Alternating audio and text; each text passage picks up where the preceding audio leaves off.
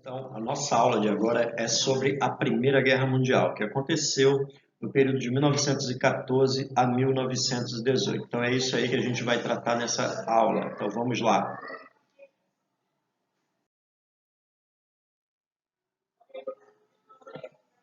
Então, essa Primeira Guerra Mundial ela é conhecida dessa forma, mas também há outras nomenclaturas que acabam também denominando-a, como, por exemplo, a Grande Guerra, outro, a Guerra das Guerras. Porque essa guerra ela acaba se confirmando como um conflito de grandes proporções envolvendo mais de dois países, ou mais de três, quatro países, né? E ela passa a ter uma conflagração mundial ali pelos idos de 1917, 1918, quando ela se torna efetivamente global, quando ela se torna efetivamente universal. Ocorreu no período que vai de 28 de julho de 1914 a 11 de novembro de 1918. Então, esse período da guerra, um pouco mais de 4 anos de guerra, né? E nós vamos ver como que esse conflito acabou se processando durante esse período. Então vamos lá.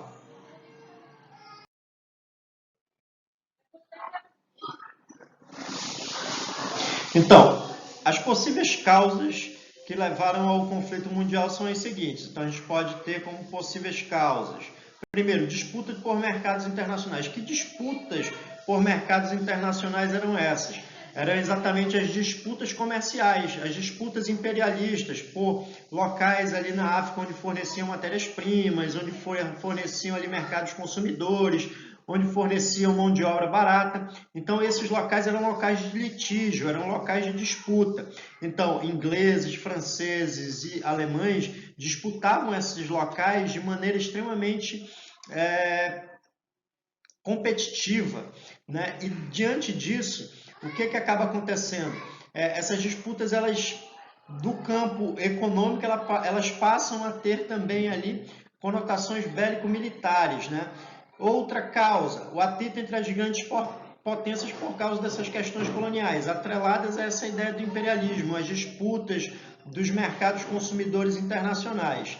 A França também queria revanche da Alemanha, porque a França tinha perdido no ano de 1871 uma guerra contra os alemães, né, contra a Prússia, naquela época. E aí os alemães eles tinham derrotado os franceses, os prussianos tinham derrotado os franceses e tomaram da França o território de Alsácia-Lorena, né? E, consequentemente, os franceses, a partir desse momento, criaram ali uma ideia de rivalidade contra os alemães e isso também gerou a questão dos nacionalismos. Mas não era só esse nacionalismo pelo revanchismo francês que se fazia presente. Havia também o pan-germanismo, que a Alemanha tinha uma ideia ali de construir uma grande nação germânica.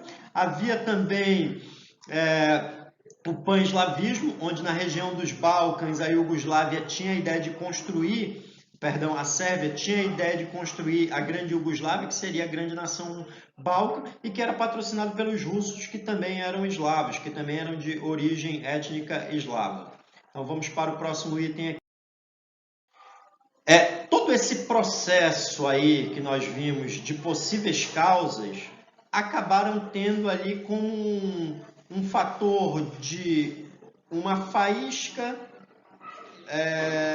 de fogo caindo num barril de pólvora, e essa faísca foi exatamente isso aqui, o estopim, o que levou a Primeira Guerra a acontecer, e foi exatamente o assassinato do arquiduque Francisco Ferdinando e da esposa dele, a Sofia, no dia 28 de junho de 1914. O Francisco Ferdinando era herdeiro do Império Austro-Húngaro, estava em visita a Sarajevo, na Bósnia, onde nessa visita a ideia era fazer com que a Bósnia se tornasse ou fizesse parte do Império Austro-Húngaro, seria ali o Império Tríplice, né? Porém, o que acabava acontecendo era o seguinte, a Sérvia não aceitava muito essa ideia. Então a Sérvia via isso, essa tentativa de levar a Bósnia para o Império Austro-Húngaro como uma ameaça à sua pretensão, que era a pretensão de criação da Grande Iugoslávia.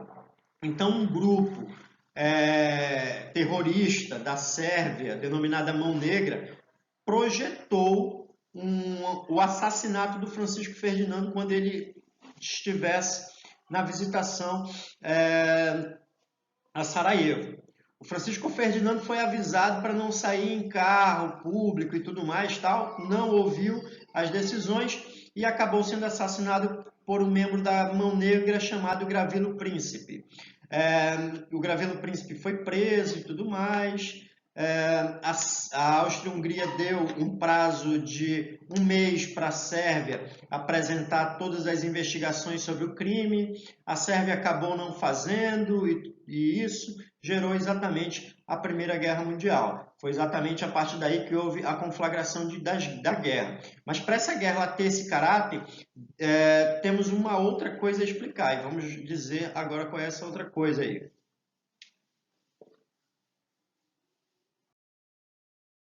Então, o outro motivo importante era exatamente uma coisa denominada paz armada. Essa paz armada, as nações estavam ali desde 1871 em paz, né? Não haviam guerras de grandes proporções na Europa, mas é lógico que de quando em quando havia ali conflitos nas regiões onde os países europeus acabavam colonizando, como por exemplo na Índia, a Guerra dos Cipaios, na China, a Guerra do Ópio, na África do Sul, a Guerra dos Boeros, foram algumas guerras que existiram ali. Mas essas guerras também, elas foram ali para testar as armas que estavam sendo produzidas pelas nações europeias, que eram armas de destruição em massa, né? Metralhadoras, né? Canhões mais sofisticados, armas automáticas, semiautomáticas. Então, tudo isso estava sendo desenvolvido ali por essas potências, a chamada paz armada. Então, as potências estavam armadas, elas acabaram se reunindo em blocos, né? O conflito já estava preparado nesse sentido, né? E essa guerra, todos os envolvidos acreditavam que ela seria rápida, porém não foi isso que aconteceu. A guerra durou 4 anos e arruinou a Europa, arruinou a economia europeia, arruinou a urbanização das cidades europeias que tiveram que se reconstruir depois disso. Vamos para o próximo item.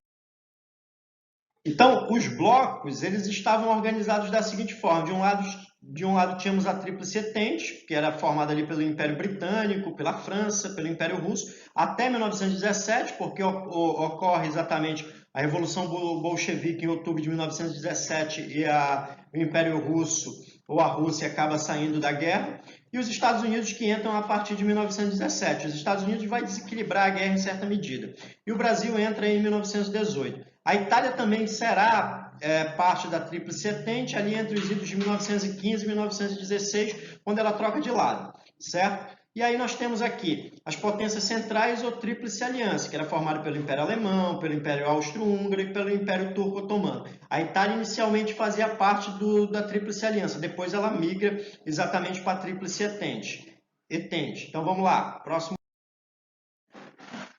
Então aqui a gente vai falar exatamente, melhor dizendo, demonstrar exatamente as nações em conflito. Então, nós temos aí em marrom a denominada Tríplice Aliança, né? Em verde a denominada Tríplice Entente e as nações neutras, né? Essa cor mais clara. Então, a gente vai deixar um pouquinho mais evidente aqui quais são estas nações. A Tríplice Aliança é exatamente este agrupamento de países aqui, ó, tá? Esse agrupamento de países aqui, então por isso muitas vezes era conhecido como potências centrais, tá? A Turquia também, que é o Império Turco-Otomano, vai fazer parte aí dessa denominada Tríplice Aliança. A Tríplice Entente, que é em verde, são exatamente essas nações aqui, ó. Inglaterra, França, também o pessoal aqui da África, que era colonizado pelos franceses, e aqui todo o Império Russo, né? Também a Sérvia é um outro local que acaba ali sendo de bastante importância nesse processo. E aqui as nações neutras, Espanha, Portugal, né, Grécia, Bulgária, mas depois todas, de uma maneira ou outra, vão entrar no conflito. A Itália, aqui, ó, a Itália, inicialmente, a Itália ela faz parte exatamente da Tríplice Aliança.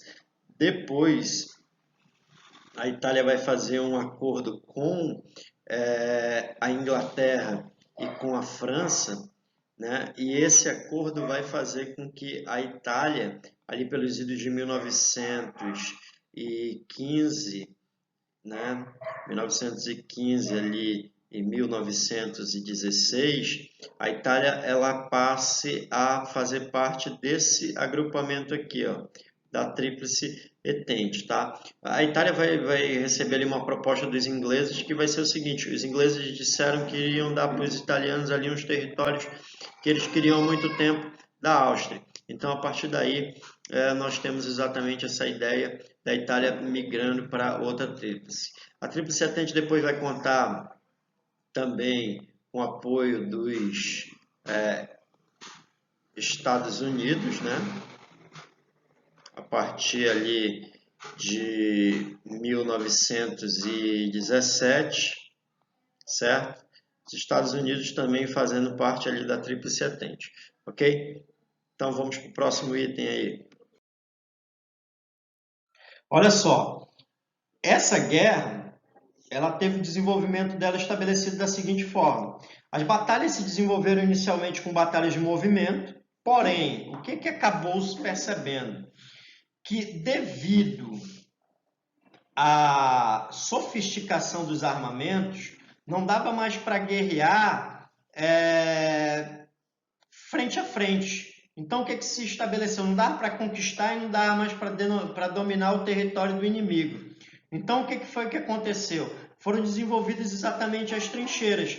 Essas trincheiras eram locais ali de posição, é uma guerra quase que sem movimento, onde os soldados ficavam ali por dias trocando tiros com os seus inimigos, né? Lutando para conquistar pequenos pedaços de território, e ali conviviam com a fome, conviviam com doenças, né? Essas doenças ali, como por exemplo o tifo, posteriormente até mesmo a gripe espanhola, são doenças ali que vão, de certa forma, atingir o conflito. A febre das trincheiras também é uma outra doença que foi muito comum. Então, outro ponto importante é a sofisticação dos armamentos que vão ser desenvolvidos. Eu falei sobre metralhadoras, eu falei sobre armas automáticas, mas também serão utilizados aviões, serão utilizados lançadores de chama, serão utilizados gás de mostarda, gás de pimenta, né? Nessa imagem aqui você pode ver exatamente dois soldados, né? E esses dois soldados também acompanhados aí de um cavalo, os três aí com máscaras, né, antigases, e aqui a sofisticação dos armamentos, né, exatamente a sofisticação desses armamentos, onde temos armas, temos rifles, temos metralhadoras, lançadores de chamas, tanques, aviões aqui, né, então são toda essa sofisticação de material que acabou sendo muito importante aí nesse processo. E como os homens estavam no fronte de guerra, as mulheres é que acabavam sendo as grandes artífices, as grandes produtoras de todos esses armamentos de guerra.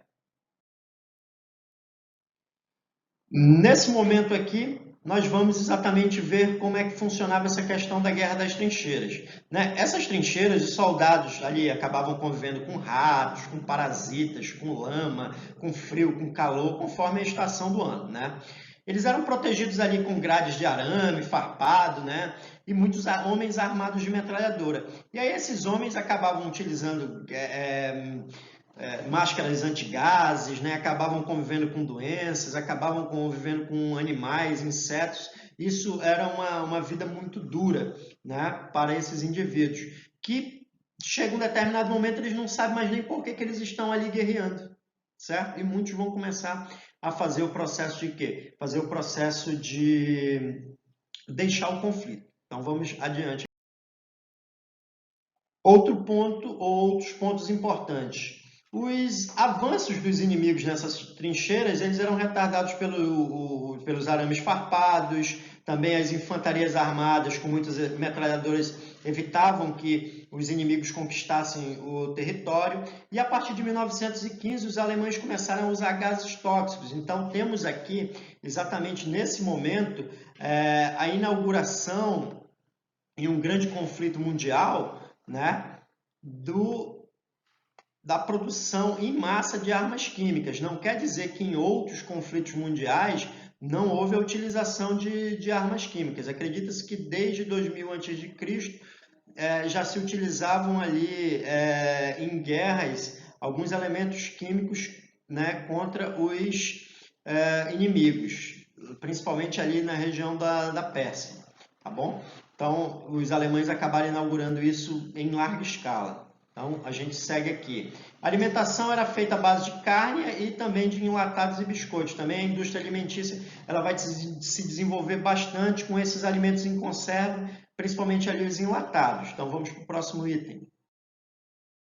Próximo item nós temos exatamente o seguinte, né? Os Estados Unidos, eles vendiam alimentos, vendiam combustíveis, vendiam produtos industriais, máquinas e armas para a França e para a Inglaterra. Tudo isso para ser pago depois, era ali no crediário, né?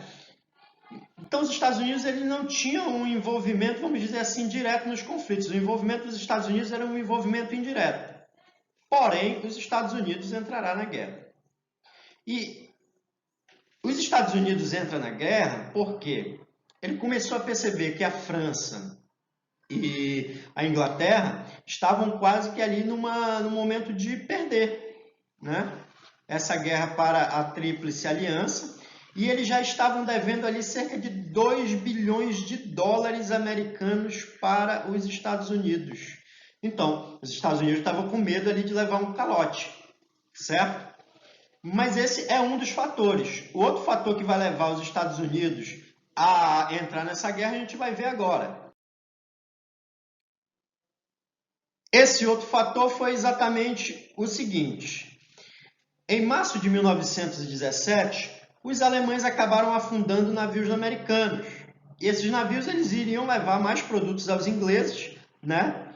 Esse fato fez com que o Congresso americano aprovasse no dia 6 de abril a declaração de guerra contra a Alemanha, que foi pedido exatamente pelo presidente dos Estados Unidos, Woodrow Wilson, e que acabou sendo atendido ali pelo Congresso americano. Então, os Estados Unidos entraram na guerra a partir do dia 6 de abril de 1917, declarando guerra contra a Alemanha e contra exatamente os aliados da Alemanha na guerra. A entrada dos Estados Unidos ela vai ser decisiva. Por quê? Os Estados Unidos com grande potencial bélico, os Estados Unidos com grande frota naval, os Estados Unidos com aviões sofisticados entraram na guerra e desequilibraram, né? E um dos fatores é que possivelmente foi exatamente o exército norte-americano que levou a gripe espanhola para os frontes, que até então essa gripe ela acabava não sendo, vamos dizer assim, comentada pelas nações, justamente para que não fizesse com que os soldados eles acabassem ali por se ficar insatisfeitos com a guerra e tudo mais, tal, né? Então não falavam sobre epidemia. É um jornal espanhol que vai acabar, e a própria Espanha que vai acabar fazendo com que essa doença ela passe a ser conhecida do mundo, e daí ela também ter essa ideia de gripe espanhola. Então vamos ao nosso próximo item. Nosso próximo item a gente trata exatamente disso aqui, ó. O ano de 1917 ele é essencial para a guerra. Primeiro os Estados Unidos entraram na guerra e depois a Rússia vai sair da guerra, né? A Rússia, em outubro de 1917, vai ter a Revolução Bolchevique. E essa Revolução Bolchevique vai fazer com que os russos saiam da guerra, porque esse era um dos lemas do Lenin. Então a Rússia sai da guerra e a partir daí os Estados Unidos participam atentamente dessa guerra e ativamente, né? E os Estados Unidos conseguem ajudar a Tríplice Entente a vencer. E aí, nesse processo de vencer, ao vencer a guerra, nós temos exatamente o seguinte. Temos o resultado da guerra. Primeiro, os perdedores tiveram que assinar o Tratado de Versalhes, que era um tratado extremamente vexatório. Mas antes disso, né?